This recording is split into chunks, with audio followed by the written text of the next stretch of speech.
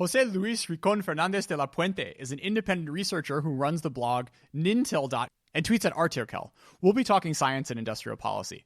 Jose, welcome to the podcast. So you take issue with Rob Atkinson, president of ITIF and a guest on China Talk a few weeks ago.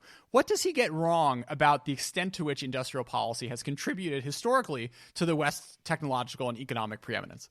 Well, first we should explain what Rob Atkinson is saying regarding industrial policy. He wrote this white paper that talks about the way that you should react to Chinese industrial policy.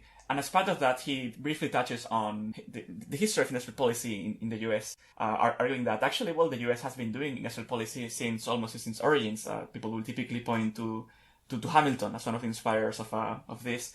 And then from here, you can either say that contributed somewhat to the US success, or you can say this was key to the success of the US, or you can say we don't know, or you can say that actually it was detrimental. Actually, it cost more than those policies got the US back. So the US has indeed engaged in industrial policy since the beginning. In the 1700s, you saw all sorts of like tariffs for purposes ranging from just raising revenue to restricting trade so that the US could protect its infant industries in various sectors like shipbuilding or I think at some point machine tools. So there is no disagreement that the US did that. But now the question becomes, was this effective for the long run success in the US in those sectors? And then second, what was the counterfactual? And here's where we run into the general problem of industrial policy. So this is, I think, the latest review of industrial policies in general. The whole literature around IP was by Nathan Lane in 2019. It's called The New Empirics of Industrial Policy. And if there is a theme around this literature is that it's extremely difficult to tease out the extent to which it works. And indeed, Atkinson himself grants that at some point he says economics cannot really tell you or cannot really judge industrial policy because it's kind of holistic in some sense. It can touch the entire economy. It can change the advantages of countries and other things. And I think that economics can be used to assess industrial policy. And if it cannot, then the case should be that we should probably be more agnostic about it, actually. But I'm not implying that just because there is no like randomized trials, we should just discard the whole thing. This will be committing the parachute fallacy, that just because there is no randomized trials of whether or not parachutes work, we should be agnostic about parachutes. Parachutes, of course, work.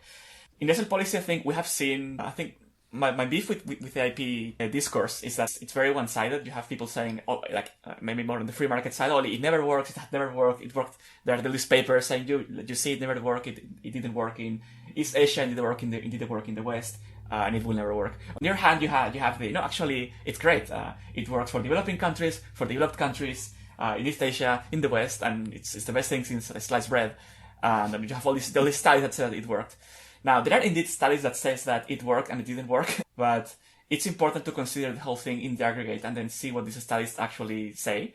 So this latest literature review I was pointing to by Nathan Lane, let me just quote from the end of his paper. It says, nations have and will continue to shape their industrial destinies. Nevertheless, even with the recent papers reviewing the study, the literature on industrial policy is still thin, dwarfed by the attention these policies receive from policymakers. This review is a proposal to take these interventions more seriously as subjects of inquiry.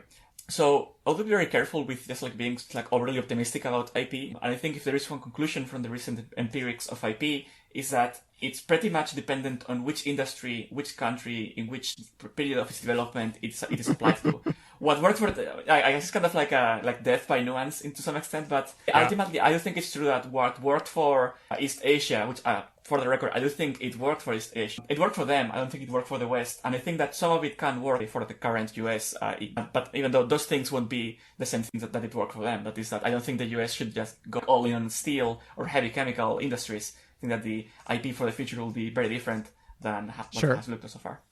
Sure. Before we talk about sort of future policies, let's do a little more historical investigation. One of the books that you've taken issue with is Mariana Mazzucato's Entrepreneurial State, which is a centerpiece of the literature arguing that the U.S. government and U.S. government research money was integral in creating the world we live in today. So what issues do we have with that narrative? And maybe pick one or two examples that are the favorite of that line of thinking and problematize them, if you will, Jose.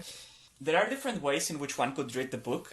So, for example, suppose that you believe that innovation is just a matter of scrappy entrepreneurs in garage, and that's how we get everything. That's, of course, fake news. And the book is a good corrective or correction to that view, in that it shows that indeed the governments, and in particular the book centers on the U.S. government, has been funding lots of these innovations that we see kind of everywhere.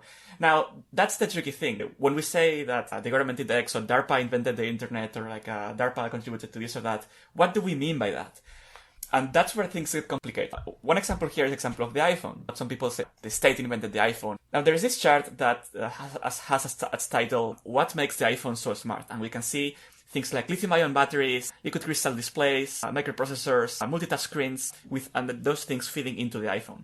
And in those boxes, we can see, for example, for multitouch screens, we can see DoD, CIA, NSF, whereas for, let's say, HTTP or HTML, which is basically the underpinnings of the modern websites, it says CERN.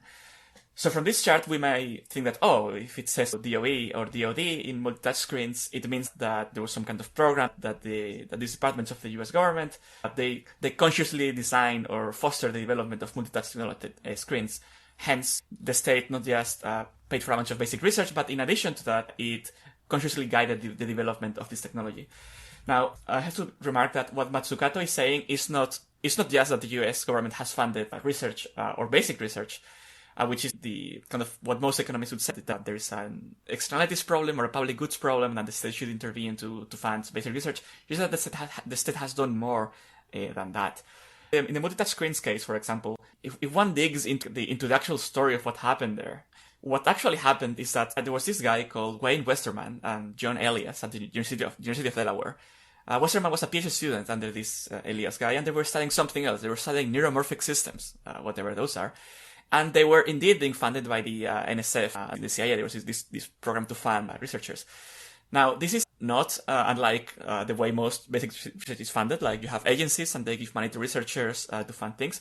But to stress here, they were not funding multitouch screens. In the history of multitouch screens, they stressed that they were working on something else, and then in getting to their actual goal they were being paid to do, they developed on their own these multitouch systems to kind of aid them in their research. But it doesn't end there. And if you can keep tracing that innovation back to this guy called Bob Boy at Bell Labs, who actually had invented multitouch screens before them. But you can still keep going. You can also find that this guy called Nimish Mehta at UC Toronto in Canada that had developed multi-touch system before even the Bell Labs guy, although in this case it was not a multi-touch screen. You can in general do this with many of these innovations. In general, you can separate the extent to which it was basic research, literally funded on a more blue sky-ish ways or without a lot of intention behind it. Or you can also point to the fact that it happened in various places at once. So one specific program wasn't completely required to actual development. Another example of this, maybe more clear, is that Mariana Mazzucato will say that not only did the state fund the state somehow consciously got all of this into existence rather than fund the underlying ecosystem that actually developed all of this. But actually, the state funded directly Apple. That Apple has, as such, got some quote state venture capital right at its inception. There is some truth to this, indeed. I mean, if one look at the history of Apple, one can see that indeed in 1978, the naive story was that the state invested $500,000 in Apple in 1978 or something like that. Well, if one looks into that, actually it was not the state, it was the Chicago Investment Bank Corporation that did that. Now, this bank was under a program called SBIC, which is the Small Business Investment Company, which means that the loan they gave to Apple was kind of secured by the government, so the government was subsidizing them to do that. But again, it was the bank that decided to give the funding to Apple. It was not a conscious decision from any agency. But on top of that, Apple was already very well funded anyway. So already by the point where they got that money, they already had. It wasn't the tipping point money, yeah. Yeah, exactly. It was like one more investor in Apple. It was not what basically either made or break Apple, which is kind of it's kind of like a. I think that's the general theme with the book, is that the raw facts are more broadly correct, but the interpretation that you can draw from them, it seems somewhat stilted towards the point of the book that the book is making. I guess another example here is that in just to go away from the iPhone for a moment, in renewable energy. If you look at one section of the book says, well, all this renewable energy, the state has been funding a lot of it, and then there are some charts that compare private and public funding of renewable energy. And these charts look like the state is doing most of it. So then it's like, oh, that's quite impressive, but what's going on here? Well, the book tells a story about national development banks that has been financing the development of wind turbine farms and solar energy farms and things like that. But if one looks at the sources of those statements, one finds that actually Mariana Mazzucato is comparing VC with debt financing. She's strangely excluding like private, regular debt financing and like bonds and stuff. and she's comparing public debt financing with private VC funding, which is basically she's comparing two different classes of investment in renewables. And I think this issue is so egregious that the author of the report, Michael Liebreich from Bloomberg New Energy, I think BNF, he actually called her out publicly on Twitter. She told Mariana, but you're comparing private finance, mainly equity, with public asset finance, mainly debt. To mention maybe one more thing from the iPhone, what makes the iPhone, when the iPhone launched, I mean, if we still remember, for those of us that were around back then, the iPhone marked a before and an after in the smartphone industry. But what made the iPhone so interesting is not necessarily the touchscreen or its square shape. There were already phones with touchscreens and multi-touch screens. It was the combination of design and software that basically made the iPhone. Back then, everyone could use GPS, everyone could use like touchscreens, everyone could use LCD screens, and so forth. But it was like Apple's and there were plenty of enormous multi-billion-dollar companies who could have, put all these things together at that time. Yeah, and actually Apple was mocked for the iPhone. I think Steve Ballmer from Microsoft said that people will never buy an iPhone, a phone without a keyboard because people want to type with their fingers and the actual keys.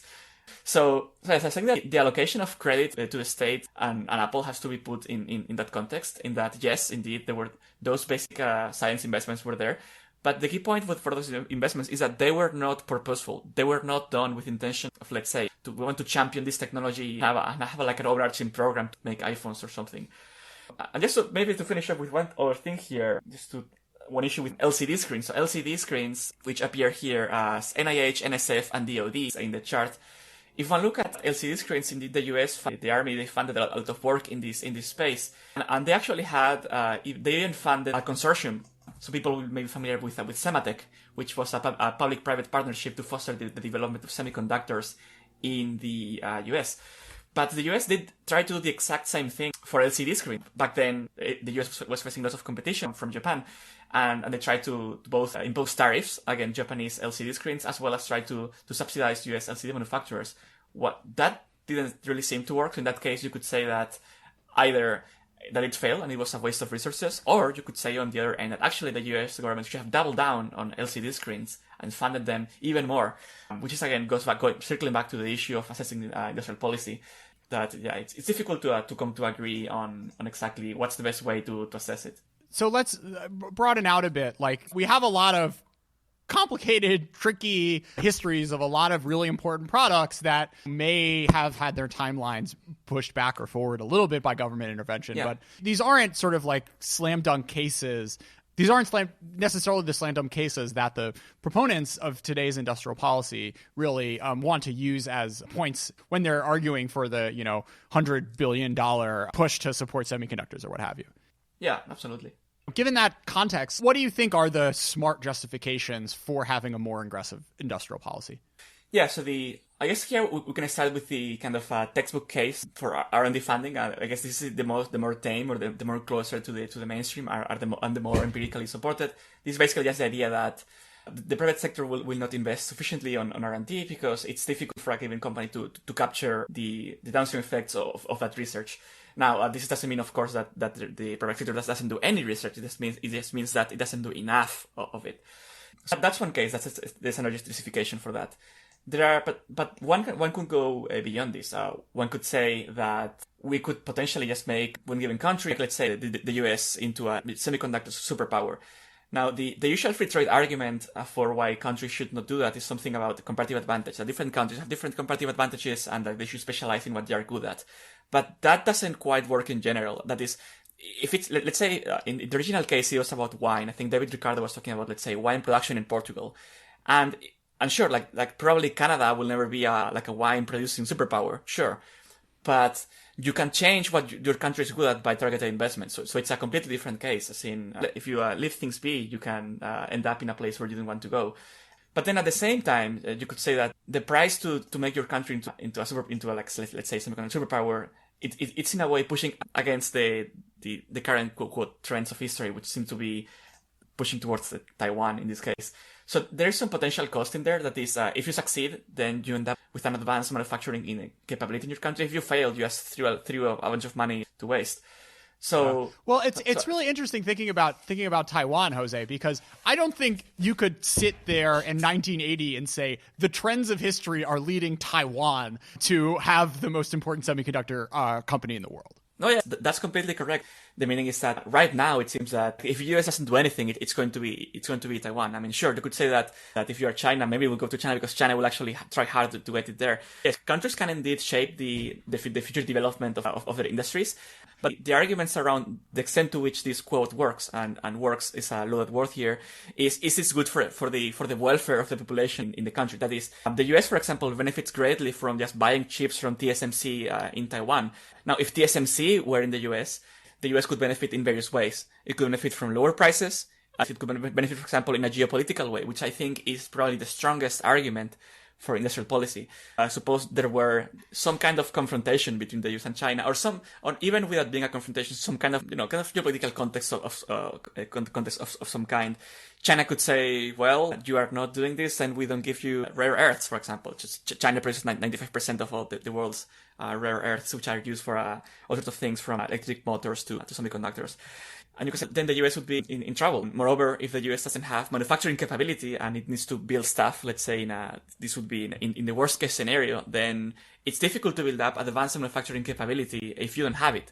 So there is a case to maintain it, even though it's not, quote, in the short term, economically efficient. So I think that the geopolitical dominance is, on my view, the strongest and most clear-cut case for industrial policy.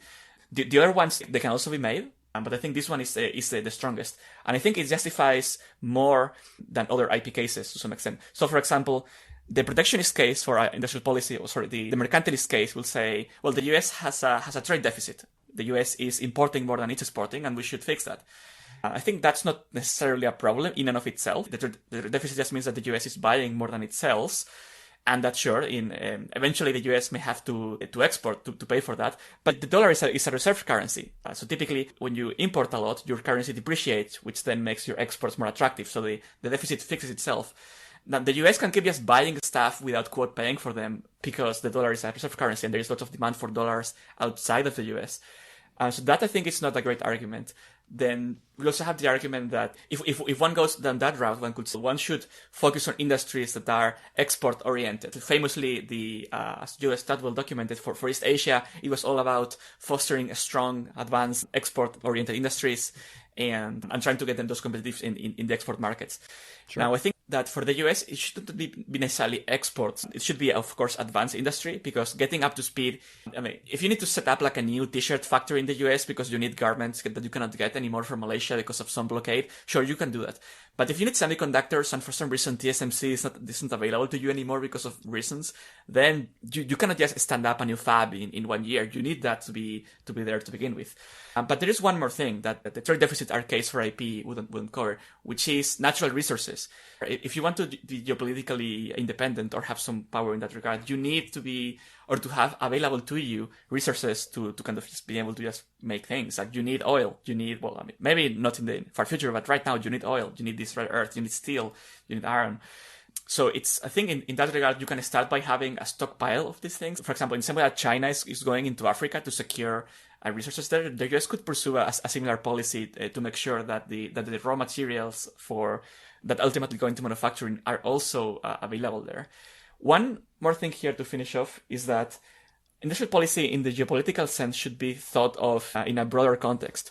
So back in the 50s, when you had the first strong defense of IP by, for example, Raúl Prebisch in the context of Latin America, they were thinking about IP not in a country base, but in the case they were thinking about for the whole of Latin America. That is, Latin America as a whole could do IP in that, let's say, different countries could do different things and work together well.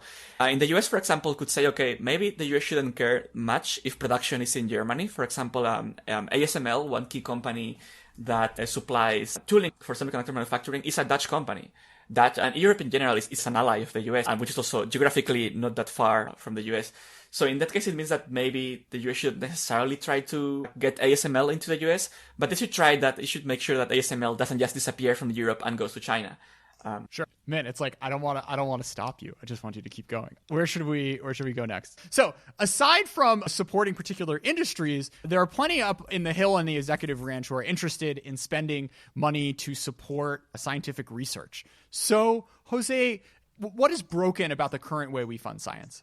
Right. So first, as a brief explainer, the US funds science through various channels. The largest entity that funding research in the US is the NIH, the National Institutes of Health, which I think might be 60 or 70% or for like all science funding, which might be surprising. That is that if you look at like material science or anything else, it's a smaller fraction of that. So the NSF, for example, it's as a whole it's smaller than the NIH. Now, the way this funding is allocated, it's to some extent scientist-led, that the scientists will apply for a grant. They will say, oh, I want to research on this thing. The grant will then be reviewed, in the case of the NIH, by a study section, which is a group of peer scientists that work more or less in that field. Scientists will then discuss how good this proposal is, and then the proposal will be given a score, and then each institute will fund or not fund, depending on what score it got. These grants usually run for 4, 5, 6 years or so. Now, the system works, and it's not that it's completely broken, and it has produced lots of important breakthroughs, and it continues to be at the forefront of basic science and research on a global scale. Now, that doesn't mean that it cannot be improved. Some of the key issues that people have pointed to with the system, which again are difficult to measure because of the intrinsic what does good science mean? That's one of the hot questions that people are wondering about. But one issue, for example, is that grants may be too short term. Maybe the term of the grants may be too short. That is, if you want to pursue a longer, let's say 20-year research program without having to worry about interim results. That is, if I tell you, I'm working on this super potential fundamental research that's super high risk that maybe will only make sense in 20 years, but in between it will look like it's going nowhere. That's difficult to fund under the current system. Another issue with the current system is that some people have pointed out that it's perhaps not cost effective in the way it works. So to do all this peer review stuff, it means that one, you need scientists spending lots of time in reviewing these grants, and importantly, you need scientists to be applying for grants. The success rate for these grants, so when scientists apply for them, it's 11 to 20% or so, which means that if you want to secure one grant, let's say for the next block of 5 years, you need to apply for 5 or 6 of them, right? Because so that on average you get one. If success of each one is not much. Writing each of these grants may take 200 hours or more, which is surprisingly high. And if you put together all this time, it means that scientists are, as some have pointed out, spending half of their time applying for grants, which is perhaps not the best use of their time. Now, this doesn't mean that we could double the scientific hours just by not having grants, because you have postdocs and grad students that are not necessarily spending all the time applying for grants and that actually doing research. But it means that we could free up a lot of time if we change the system.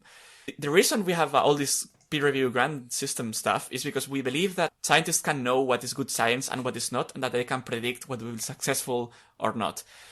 This is not fully true, as in if you look at the statistics, if you do higher scores in these review panels correlate with more citations, the answer is yes, but the correlation is not extremely strong. It's kind of weak.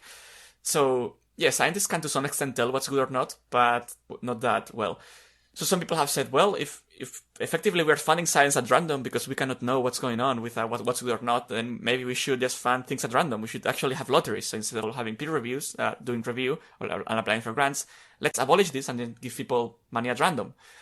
And there is some cost-benefit analysis arguments for that, in that if the connection between the research you fund and it being useful is not clear, for example, you could say, okay, well, if the connection between the score that the peer review panel gives a paper, and the citations is not very strong, then what is the connection between the citations and that science being actually useful? That introduces 2 layers of uncertainty. So if you combine those 2 things, then you get a stronger argument for actually we don't know much about what's going to be successful, and that we should then actually fund at random. I'm not endorsing necessarily this, as if I had to do one reform for how to change the way we do science, it would not be let's do X, although I have one preferred way, one potential change we could do. But the very one thing is like the US should do more experimentation in the way it funds research. I think that has been really absent from the way scientific funding works. So for example, if you're an agency funding research, you could say, okay, this year we're going to allocate funding in 3 different ways. We're going to split their funding in 3 chunks. And then 20 years later, we're going to measure what worked. What did these things actually ended up leading to? That I think is what is basically more experiments. It's hard too though, Jose, because even if you do that, I mean, science goes through changes, right? And it's not like the science you were doing in 1980 is exactly the same as the science you were doing in 2000. So I imagine you would learn something from that, but there is something that's similar with the sort of industrial policy research, right? Is that like there's so much that goes into all this stuff that it's hard to disaggregate. Yeah, it is, but the idea here would be that you would randomize at the investigator or researcher level, so you would assign people randomly to different funding schemes, and then you would see what happens. And I think that like, sure, maybe what's hot now, let's say, is new materials for new batteries, whereas in the past it was something else. But as long as if you have like 100 batteries researchers, they will all end up in all these three different buckets. So you are randomizing across all the different fields. So you could also potentially see if there are like field-specific effects. Let's say that maybe for one field, it's easier to see what's going to be successful. Now, as I say, I am not just recommending to do this randomized thing. But if I were to like design my ideal way of, if I were on like this, the head of the NIH or something, I would probably do the following. I would have some peer review to kind of say what is obviously not good, some minimum level of quality. Then I would say what is obviously great. What are the things that everyone agrees they will be worth funding, and then those things get funded for sure in the regular way. But everything in between, everything that's kind of like it's not really sure, that gets funded at random. That will be like one arm of the funding.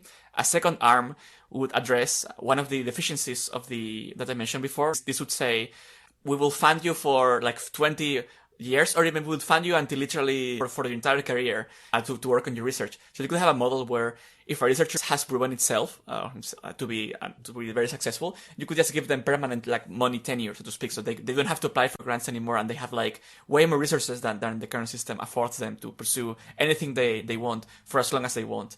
And lastly, I will have a budget to fund things that have recently been called focused research organizations by Adam Marlstone. And the idea here is that there is a kind of scientific valley of death in between basic research and more like applied research or more like commercializable stuff, which is taking things that cannot be funded under one grant and that are not necessarily novel in that they just imply scaling things or making things ready to be made commercial. An example would be, I guess, Neuralink. So Neuralink from Elon Musk, what they did is not necessarily revolutionize the way it's done. They took academic grade equipment of various kinds. They took the state of the art and then they're taking it into the last mile so that it gets commercialized.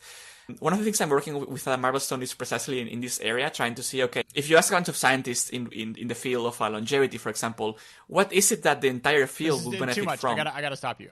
Sorry. Jose, so, all those Senate staffers out there who I know are listening to this, please hit Jose up on Twitter for a deeper look into this. Let's go a little more detail into this sort of applied versus basic paradigm, Jose. What's the right way for governments to conceptualize the difference between the two? And how would you start thinking about both how to bridge the gap as well as where you should put your funding into? Tying, of course, back to our kind of like industrial policy goals. So what is basic and what is applied has been, interestingly, a debate raging on the bubbles of the economics of innovation. I don't necessarily think that trying to come up with crisp categories for this is that useful. I think there is good research and there is not so good research, and that should be funded or not. So one potential way of thinking it is instead of basic and applied, you could think of funding tooling for science, things that enable more science to be done, versus funding things that you know exactly what they are going to be used for. For example, you could fund, let's say, a new method to do like single cell RNA sequencing or something. What will that be useful for? We don't know, but it will possibly enable others to then use that tool to find a new treatment for cancer or something like that, which will be more applied. So that would be one difference, in that basic research is upstream of a lot of research, but I wouldn't necessarily try to say, okay, we're going to fund 20% of our funding is going to be basic and 50% is going to be applied. I think that should pretty much be depending on which field, and it should be done in conversation with scientists practicing in that field. It might be that one field doesn't need a lot of blue sky research that we don't know where it's going. To give one concrete example, I think that if we look at physics has been stuck, the fundamental physics, that is the foundations of physics, have been stuck where they are since at least the 70s. The standard model of particle physics, as well as general relativity, has been basically the defining models within which physicists work, and that has not changed in a long time. Now, you could argue that physics is cheap, or theoretical physics is cheap to fund, in that you just need people just thinking about it until they come up with something they can try in an experiment. So physics would definitely benefit from more basic blue sky research. Literally finding, let's say, the top 20 obscure physicists that have interesting ideas and fund them to do whatever they want. Whereas on the other hand, I think that biology is not as, quote, Kuhnian as physics might be. So Kuhnian in the sense that it doesn't necessarily advance by paradigm shifts and complete shifts or changes in the way that we think about the field. In the case of biology, I wouldn't necessarily invest on just like giving people money to do whatever, but I would say, okay, I would just go and ask the scientists, if your field not going fast, what is broken here?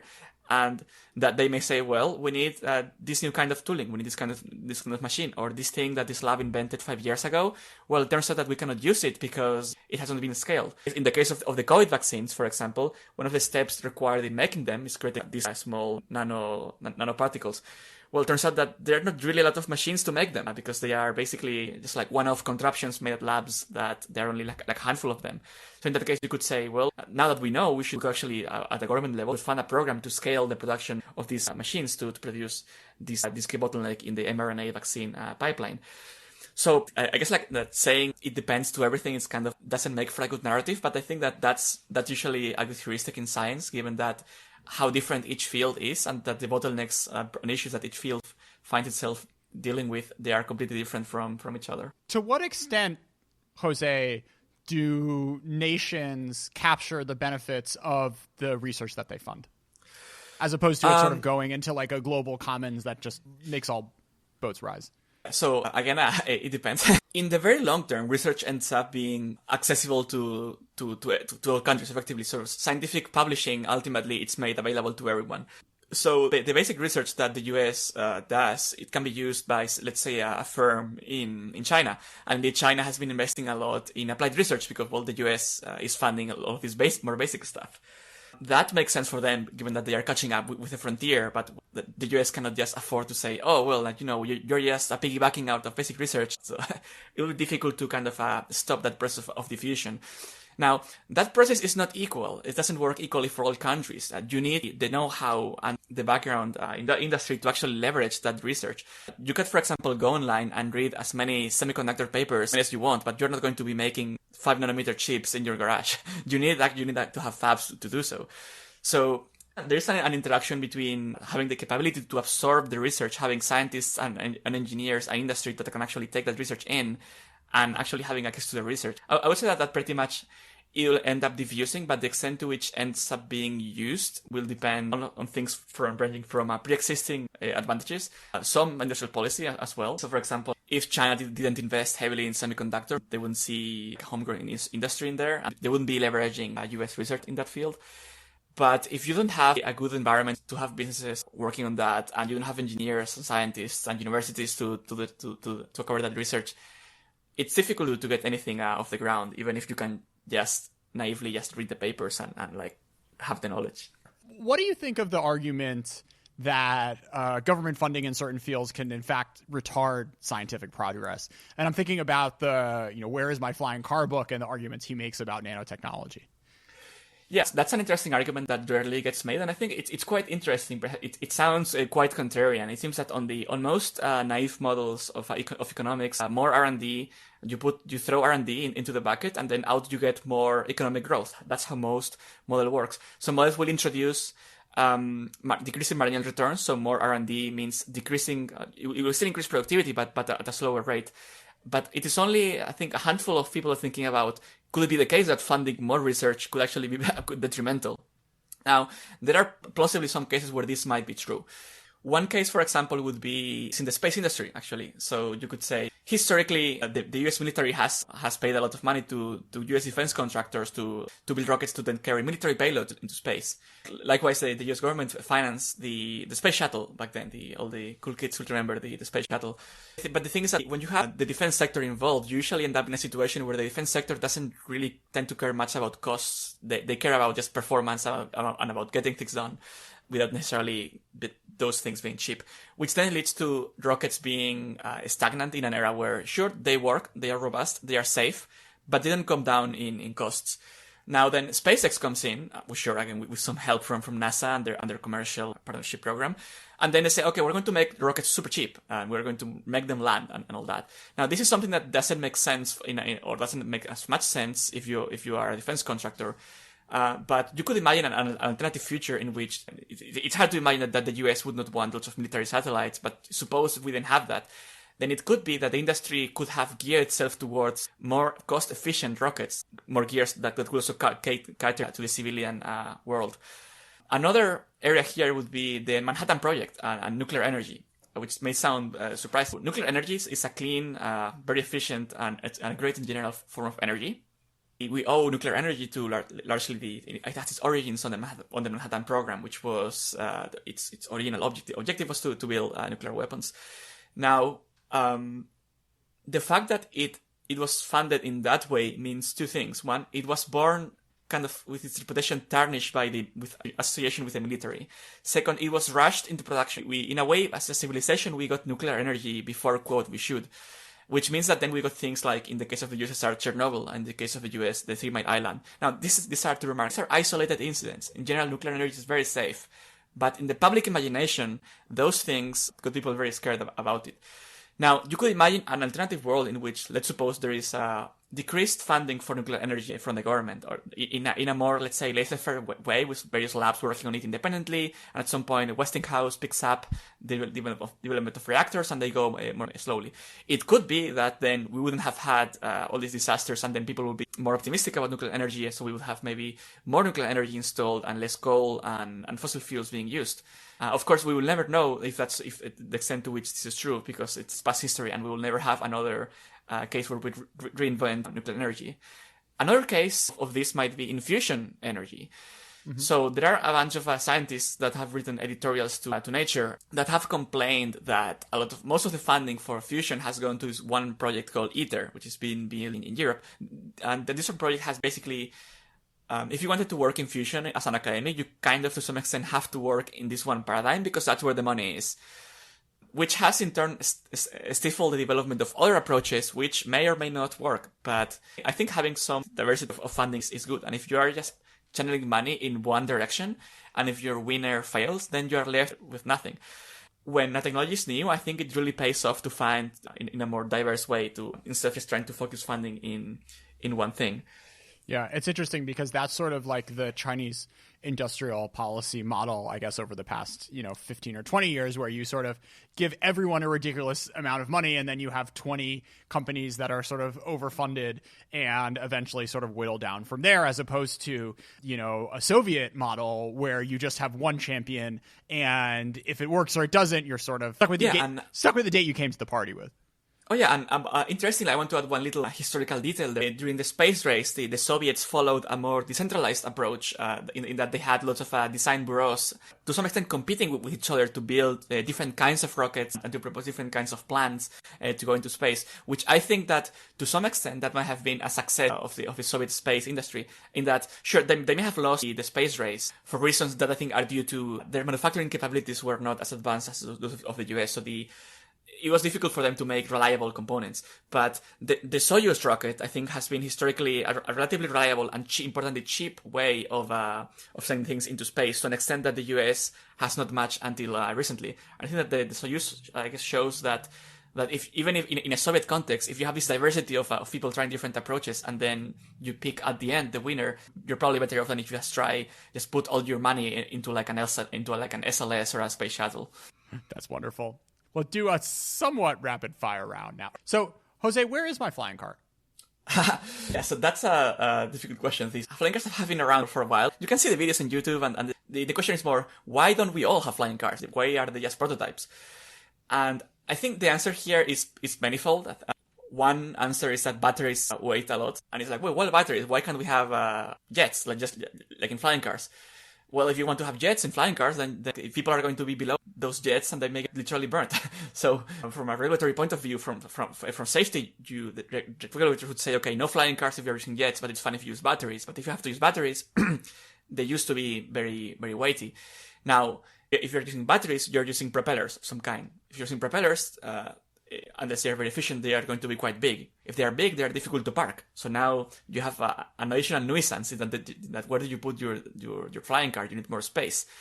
Lastly, you need a regulatory framework that tells you, like, do you need a full pilot license to fly a flying car? Is the FAA going to allow like hundreds of thousands of people flying around without any control over a city?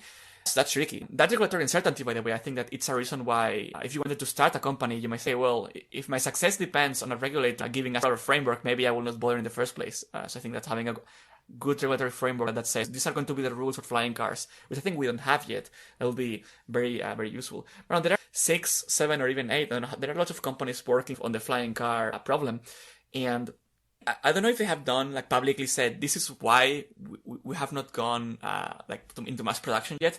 And I think it will be very interesting to like take all the like flying car company CEOs and just ask them, dude, where are our mass produced flying cars? I think that maybe we will start to see flying cars, not in that you can drive them, but we will see more like flying taxis. But I think that that's easier in that you can have a licensed pilot flying the quote car, and I think you get most of the advantages from having flying cars, which is like point-to-point, very fast transportation. I think it's a combination of various constraints, the technologies involved, the fact that historically some approaches that may work now didn't work in the past, plus also the regulatory environment. It's not an easy question, and it's not a matter of people giving up on flying cars. People are still trying to make flying cars. And I think that the fact that there are so many people trying to do so should give us some pause into thinking that it's probably not an easy problem that has like an easy solution, that we should probably ask those that are working in the frontier that is building those flying cars, why is it that they are taking so long? So is the best thing Americans can do to increase global GDP and competitiveness relative to China to just all convert to Mormonism? Yeah, probably not. And even if they did, it will be extremely difficult. So people are very excited about religion these days in some regards. People are proposing religion as a potential escape from various social ills. And it is true that, for example, Mormons, indeed, they have lower rates of, for example, of alcoholism. So in the Mormon religion, you cannot, if I recall correct, you cannot drink alcohol. I think you cannot even drink Coca-Cola or any stimulants. I don't think if even they can drink tea. Sugar is above board.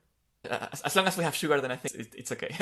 But that's when I looked into this question, the general question being, what are the effects of religion in general on economic development, and what are the effects in particular of Mormonism on that? But what I found is that certain kinds of religion, it might actually foster lower crime rates. They may also help some population in dealing with drug or alcoholism problems.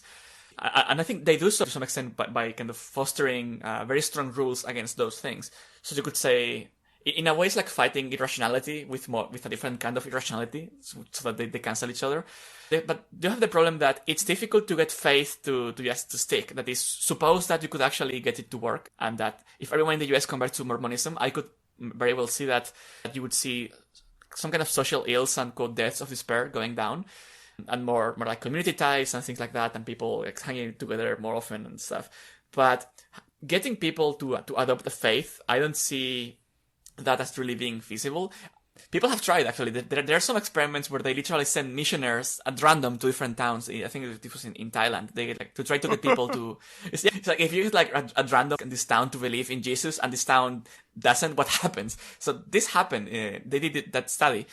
It was a very interesting one. And what they found is that in the short term, the group that was, quote, treated with some version of Christianity was faring better in just like incomes. Through some mechanism, it managed to raise their incomes. But the thing is that in the longer term, that effect faded out. So all groups ended up to being more or less the same.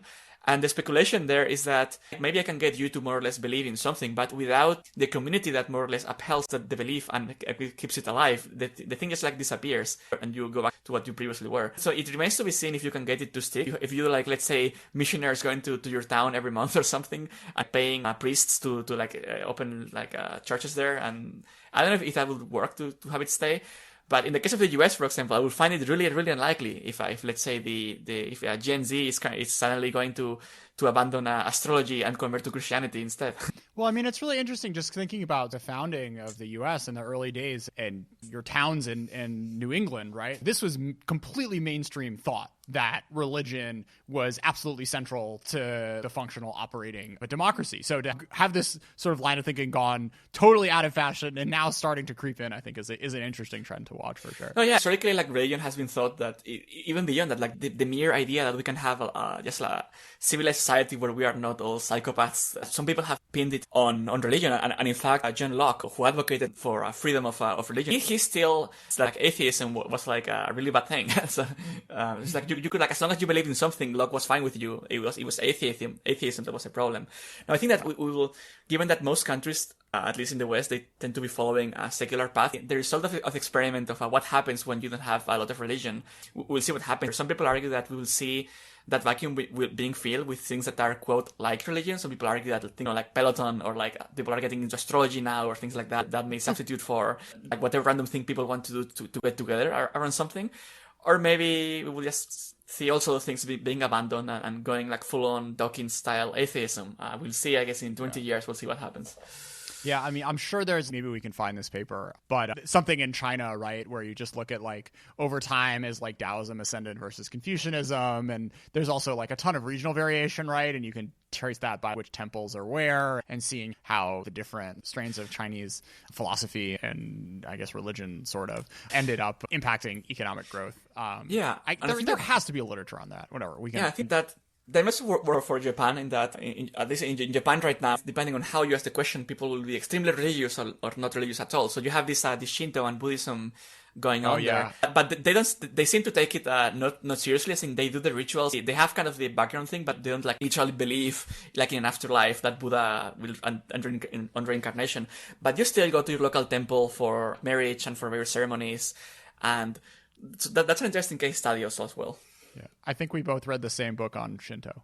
If you could go back into any time period and just hang out for a while, where would you want to be and why to best understand how scientific progress happens? Or maybe make the case for a few.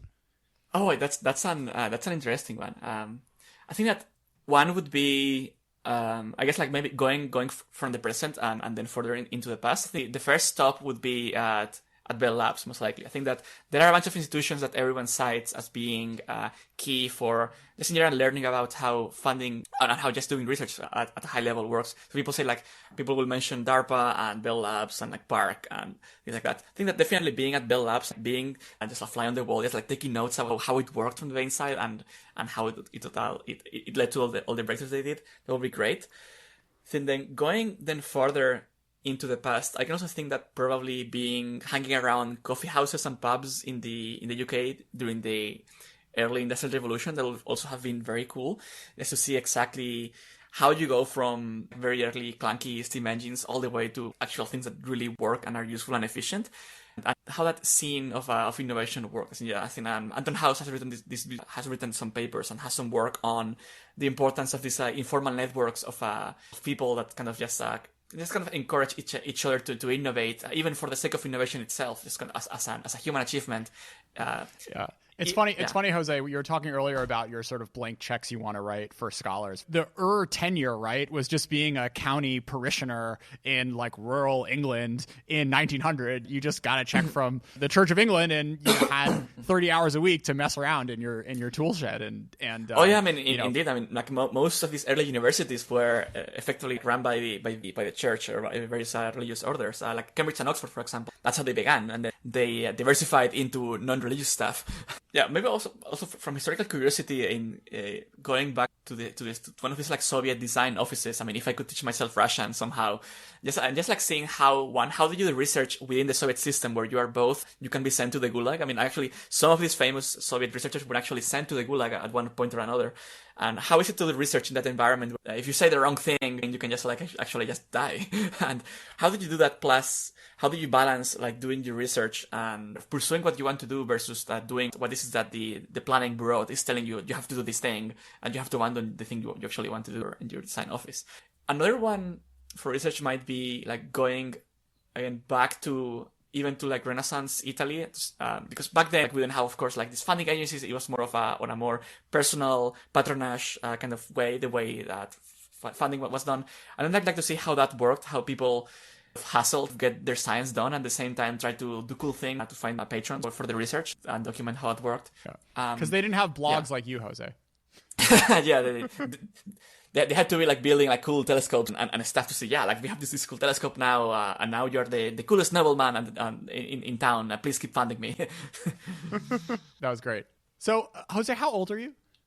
I'm 28. I am just reading your blog. I am so blown away by the sort of level and depth of expertise on the range of things that you've been able to teach yourself up on. I'm curious what your process of learning all these things makes you think about the way higher learning works. The range and breadth and depth that you've been able to bring to a variety of really technical and challenging subject areas is astounding, and I envy and admire your ability to bone up on everything from longevity research to industrial policy. So I guess I'm curious, sort of thinking about how you learn things. So can you talk a little bit about what your process is? Say, Jose, if you're deciding I want to learn about, semiconductors or the history of flying planes, how do you sort of start out and progress tackling these sorts of questions? The first step, even before that, I have to say that you have to want to do that. I think I remember a bunch of times people have asked me, Jose, why do you even bother? Like, why do you just even care about knowing about all that? It's like, well, most people don't care, and it's fine. In my case, when I find something that I don't understand or I find some kind of mystery, I just feel drawn to just learning what's the truth behind that. To some extent, I feel that I'm not entitled to my beliefs if I cannot just explain them and explain why those that don't share them are actually wrong. Yeah, so how the process works. So first, to select what I'm going to be doing next, there are all sorts of things. So for example, I may read a book. For example, I recently read this book, Scientific Freedom by Don Braven, where he talks about the ways in which we are doing it wrong in funding science today. But that book was really, it was the inspiration for a whole series of blog posts that go under the name Fund People, Not Projects, looking at different streams of evidence around different parts of a scientific funding process. Sometimes it's that I just see literally that someone is wrong on the internet, so to speak. My series of posts on the Soviet Union that I wrote years ago, it was motivated by one video that one guy did, arguing that the Soviet Union was actually great, that actually they were eating more calories per day person than the US. Their cars were actually great, and like everything was cool and fun. And they were citing sources like the CIA and the United Nations. They were not trying to cherry pick obscure Soviet propaganda. And it's like, okay, well, what's the truth to this? Why is it that they can cite these seemingly Western, independent, impartial authorities and yet argue that the Soviet Union actually worked quite well? So then I set off to solve that mystery.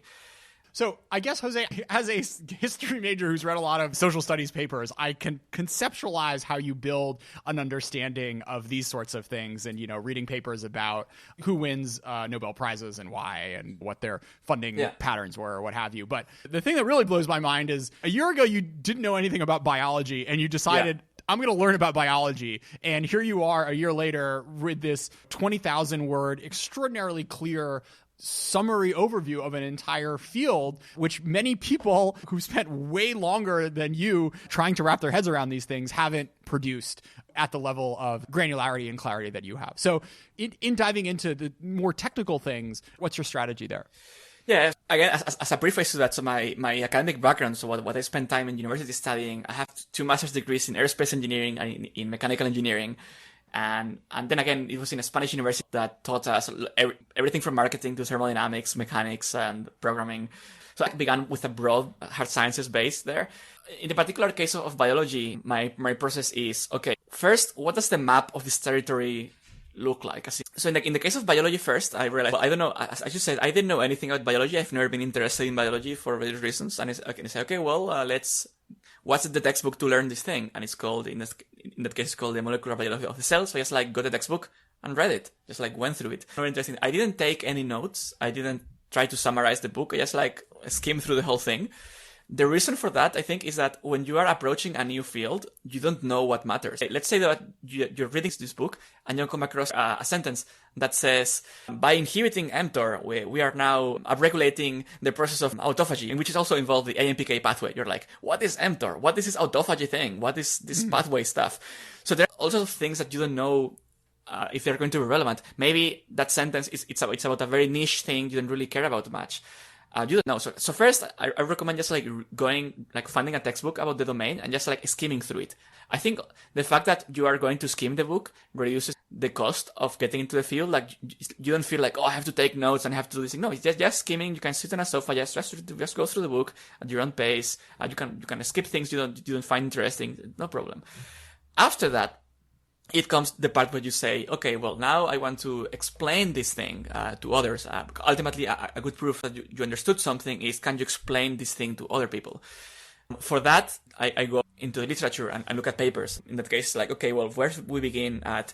Can we find one paper, one literature review of the entire field that kind of summarizes latest stuff? And I found one such paper called The Hallmarks of Aging. So from that paper, you can then get an even better map of what's there. And then you can say, okay, well, now with this map, we can find, again, literature reviews of the different parts of the map. In a way, you can imagine this as like you start with a map that's kind of very blurry and like it's not very clear. And then you subsequently get better and better maps by reading all these literature reviews about how all the different areas play together. And then again, at this point, I am not taking notes because I don't know what I'm going to find. And then at some point, when you have to spend months reading all these literature reviews, you find yourself at the edge or at the frontiers of knowledge, where the literature reviews don't cover it yet. That's where you begin to read the papers and begin to find issues like, is this paper good?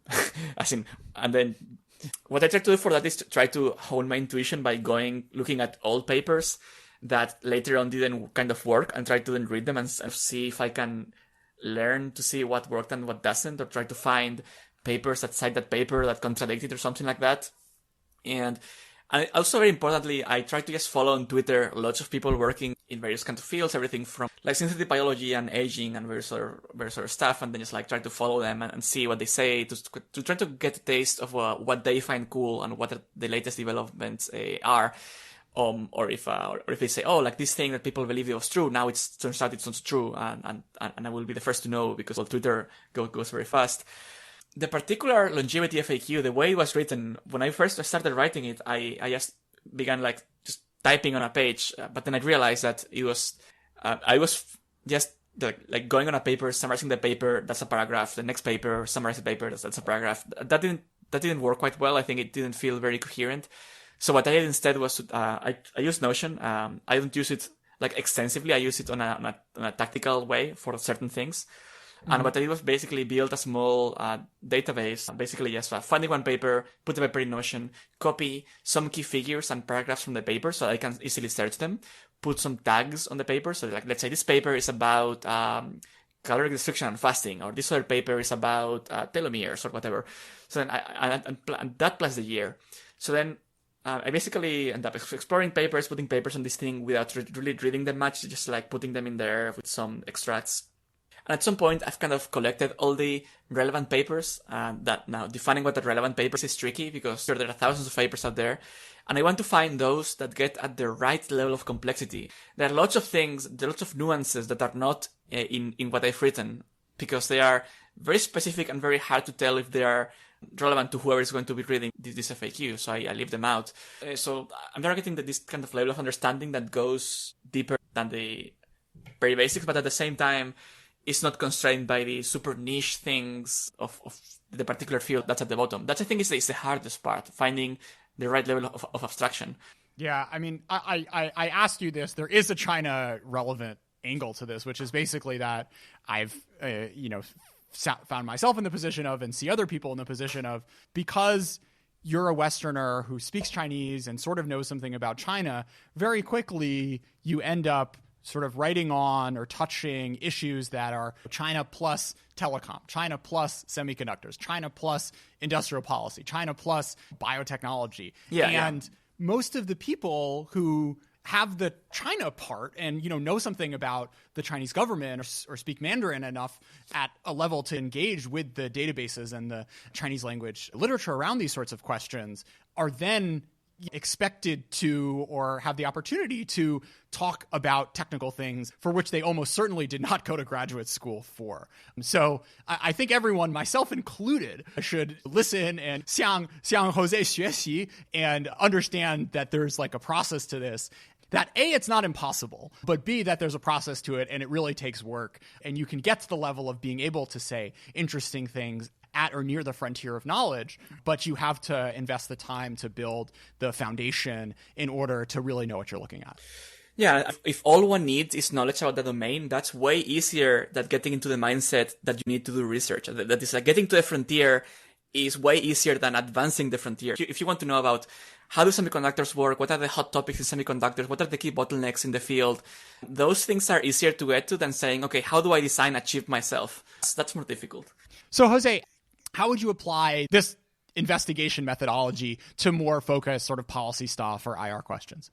But if I were to write the definite research about industrial policy, I would start by just looking at what the discourse looks like, look at what key topics and themes people are talking about, what kind of like areas of discussion and kind of arguments people are contributing, and then trying to understand why they say what they say. And then you can go into the actual academic literature and trying to look for papers that are behind those things. For example, you could read the Mariana Mazzucato's Entrepreneur State. You could read then in a kind of dialectical way her critics.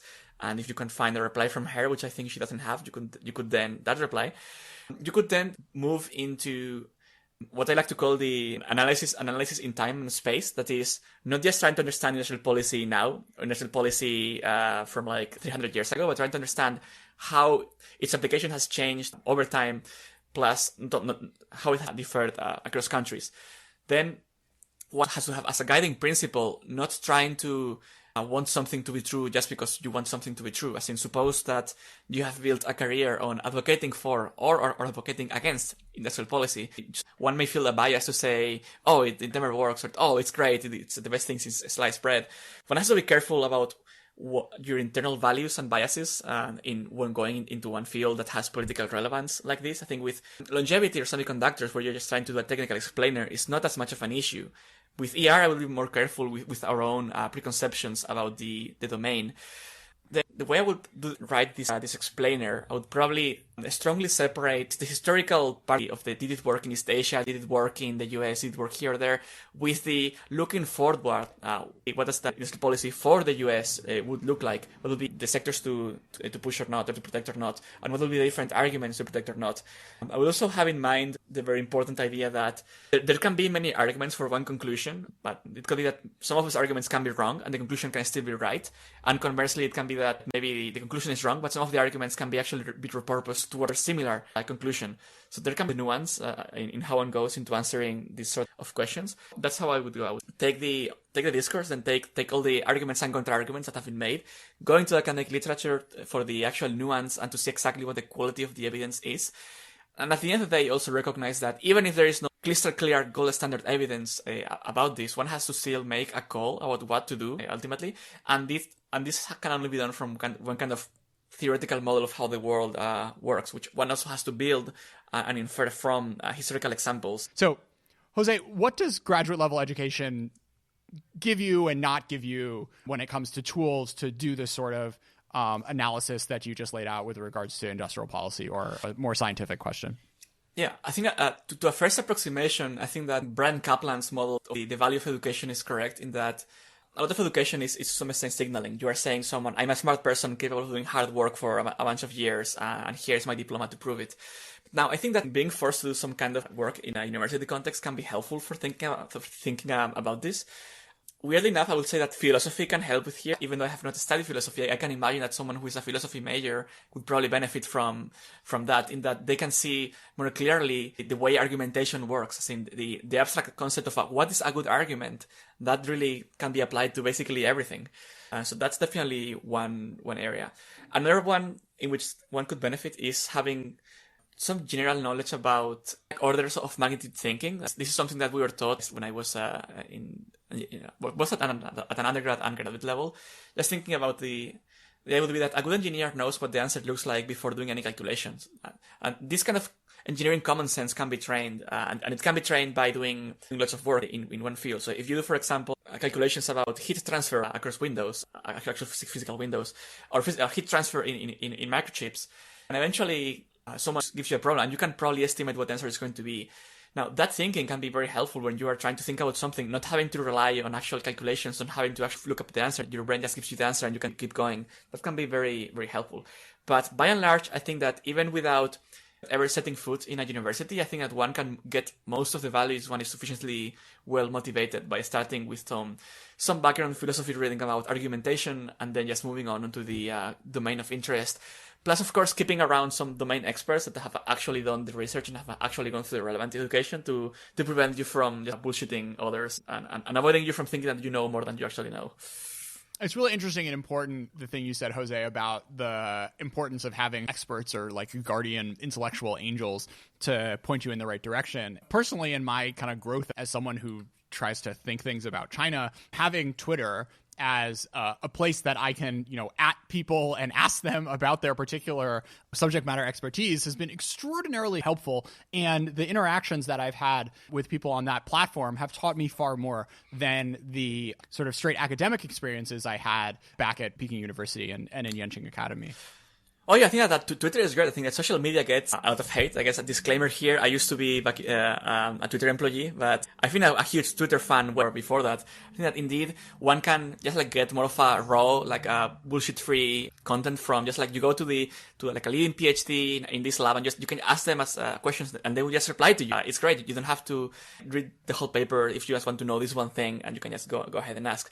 Yeah, and I think that also publishing content and putting it out there and then posting it and then making sure experts are at some point or another reading it. It's helpful in that they may sometimes proactively reach out to you and tell you, hey, Jose, this thing is actually not like this. Actually, you made this mistake here.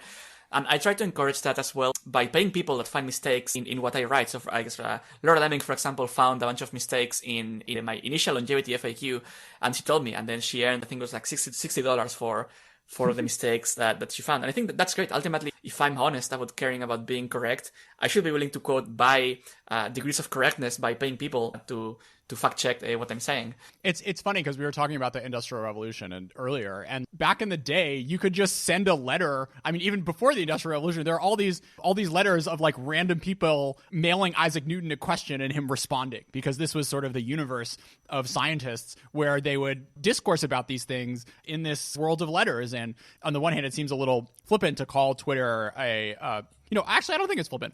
I think it's interesting the way in which kind of email and Twitter have remade that kind of global universe of scientific exploration, which you particularly see in the context of all these COVID researchers and whatnot.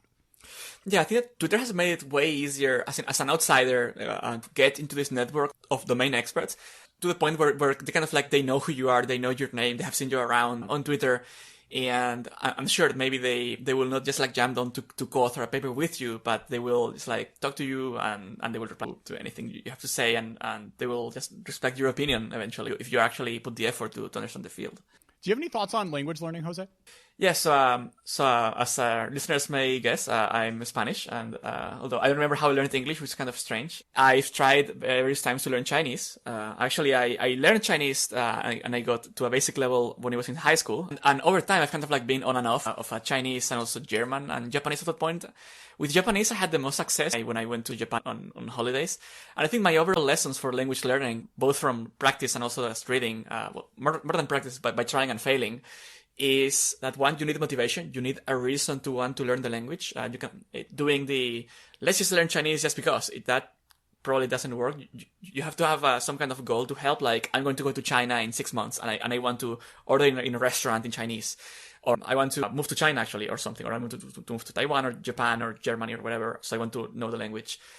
Or maybe I want to be able to understand this obscure subfield that happens to have very cool work that's written in Chinese. Or I guess if you are reading, let's say, the CPC journals of their party staff, then you probably want to know some Chinese. That's one motivation. Second one is, I think that the fact that children have it easier to learn languages is not completely true. I think that it's just that the way we try to do it is wrong, and we should do it more in the way that children try to do it, which is through constant exposure to contextualized information. For example, we should not try to just learn grammar and then learn words in a given language. We should try to learn sentences. To learn, for example, if you listen to a mock dialogue in a restaurant where you order something in Chinese, you may want to learn each sentence on its own. I think that eventually gets you the actual meaning of the sentence and of each part of the sentence. And eventually the grammar, you can see how it emerges from learning all that. When Chinese, it's easier because Chinese grammar is not as complex as you can find in a Romance language. I would say that definitely spaced repetition works for language learning. You probably want to have something like Anki and then Ankify, again, sentences, but probably not words. Or for example, the criteria for to know thing was at Zitao. But I think it's better if you, for example, try to remember 我不知道, which I think is I don't know. I think with sentences are more memorable than individual words, and sentences also give you context in which you can actually use that particular word. I think definitely sentence level learning, massive exposure. If one can afford it, actually being immersed in the actual culture is like being surrounded by the language and being forced to speak it and use it. I guess the closest to that, if you cannot go to the country, would be to just pay weekly for a tutor through some online platform to actually speak with you in the language of interest. But yeah, I would say definitely the top one thing when most people fail is interest. Is having a good reason to learn the language. Like you cannot casually do like 20 minutes of Duolingo every day and just because and then hope that you're going to learn the language. You have to actually go deeper than that and want to tell yourself, why am I doing this? You have to have a good answer to that question. Yeah, that makes a lot of sense. So Jose, in closing, because you've been doing all this longevity research and as a bit of an Easter egg for whoever's made it into this podcast with us, what should I be doing to live forever? Yes, so first I want to congratulate listeners for standing my Spanish accent for so long. So now you get all the interesting tips. So first, as a caveat here, as I like to make, the state of longevity research in humans is not as good as the one we can find in let's say in mice or in worms. But the things that I could potentially recommend to others that are likely to work in humans is one is caloric restriction or intermittent fasting, that is eating less. So for example, skipping dinner or skipping breakfast, that is concentrating your meals in less time and fasting the rest of the time. In the extreme, you eat once a day and that's it. Like in my own case, I usually don't have dinner. I say usually, I sometimes just do, but I try to just have lunch and breakfast and that's it. Another one I would recommend is the diet that seems to work best for longevity in general seems to be a relatively whole foods-based, plant-based diet, perhaps with some Mediterranean tilt. So you can include some fish, some chicken. I wouldn't go like full carnivore on the diet or go like full like butter and steak keto. I think that may make you feel better in the short term, but you're probably shaving off years of your lifespan if you do that by means of cardiovascular disease. So yeah, those things, and there's like drugs or supplements one can take, that is less clear for humans. The one drug that probably works, and I guess a caveat, not a doctor, this is medical advice and so on and so forth. Rapamycin is one drug that seems to increase lifespan in everything you give rapamycin to. Rapamycin is typically used as an immunosuppressant for organ transplantation, which tells you that you have to be careful about it, otherwise your immune system will collapse if you overdo it. So you have to do it always under medical supervision. Do not try to get like OTC rapamycin from some shady provider. But at least on paper, it will work. That's to what they increase told me lifespan when I was humans. investing in GME, Jose. Yes, so that's definitely the one thing. I say that there are so many MDs that will prescribe rapamycin for longevity, and there is one trial going on right now to certificate its safety for human consumption for longevity purposes at a lower dose than the one that's used for organ transplant to avoid rejection. I think that I will just literally stress focusing on the basic. If you're doing exercise and not being obese, eating a reasonable diet and doing maybe some fasting on top of that, I think that you are mostly doing everything right. And everything on top of that is less clear the extent to which in one person's particular case it's going to help. I think that different people, different things will work for different people, but I think the basics are very robust. And unfortunately, there is no like jet magic pill that will like increase your lifespan by let's say 30%. Even with rapamycin, as good as it is, it will probably not get you more than let's say 10% lifespan or something like that in humans. But I'm optimistic in general about the field and the direction it's taking, so that maybe in a few decades we will actually have things that you can actually just recommend everyone just to take to live some, let's say, 20, 30 extra years of good health. Jose, thanks so much for being a part of China Talk. Thank you for having me. Look. 简单如 ABC， 打开我的格箱 APP， 外号 ACE， 跟你不在一个维度，我们 ACG。圈里太多 ACTOR， 你们输出的只有 COR， 我是 METEOR， 开个说唱艺术展在798，理由发哥们周润发，我的 flow 很炸，让你头很大，左手哈根达斯，右手芬达，我把冰摩卡当瘦身茶，为何我的肚长肉？因为周围太多 rap 让我不享受，发音清楚我不 mumble， 我是 rap god 哥们不 humble， 你的女朋友是洛丽塔，我的女朋友是阿丽塔，印的 LV 广州火车站批发，4个字形容我唱的 hip hop， 就是汤姆汉克斯、汤姆克鲁斯、马特达姆勒布朗詹姆斯，小人都在死，但是大佬们都让你啊！最近这些 beef 特别新鲜 ，diss 特别贫贱 ，peace 都是明面，为什么你能看得到？我有鹰眼，我不要你的精炼，哥们我要银联。妈，你在屋里放着把屋子里装到的木皮箱，你是抄袭，我是致敬，我们可能长得像，但是不一样。用 wordplay 印钞的男人，擅长做 freestyle 的男生 ，KPI 都是超额完成，将我哥们路放倒个干身，感觉生活像做音乐了，有好的 EQ 才能做个 master， 所以别让他们把你压缩，让我把这世界的时针打破。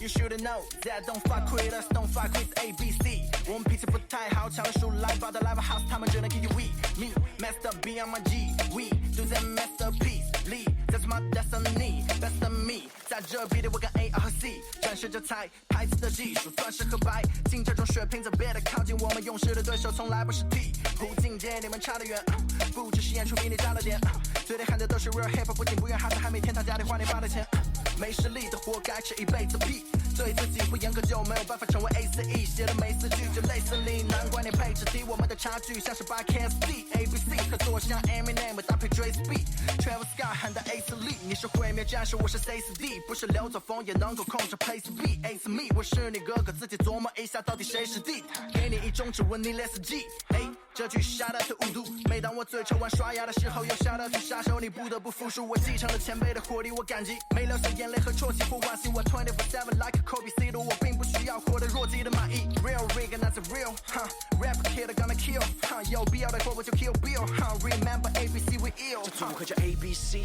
贝雷帽配个黑皮衣，火力堪比 LAPD， 先比个手势 PACE， 再猜个反派压着 CBA， 面前这道菜需要提提味，撒点盐我们拉高门槛的目的是为了过滤圈里那些敌敌畏 ，TDK 的标贴在我每个段落有着品质保证，未曾烂过，像 John Rambo 出手必是干货，让外挂裂在我们就地散伙，你模仿的是形式，我做说唱是捍卫事实实名制，带着至今的心事至今日，你碰的不是钉子是块是金石，问歌词中肯那歌是公认，懂行的都双手合十公分，但在黑的眼里又何止痛恨，缺货们都该做个核磁共振，别阿谀奉承用心评价，那些歌让我 ZZZ， 这行业应该重新定价，需要拉动的不只是 GDP， 再送你个 LOL， 字里 KO 了多少个 KOL， 靠营销的都在学着吹口哨，哥们真材实料，舌头会柔道，拿子弹火喷的哥斯拉，无法控制强迫着何时发，因为我像是柯达喷上特斯拉，这区别不止纬度和时差，依旧保持嗅觉灵敏，就事论事，我就是个阴影，收获灵感给你制造瓶颈，想看 you flow 让你秀逗的情景，不是你口中的 OG， 我跟他们不沾边，所以别拿我跟他们相提并论，真能让我吐3天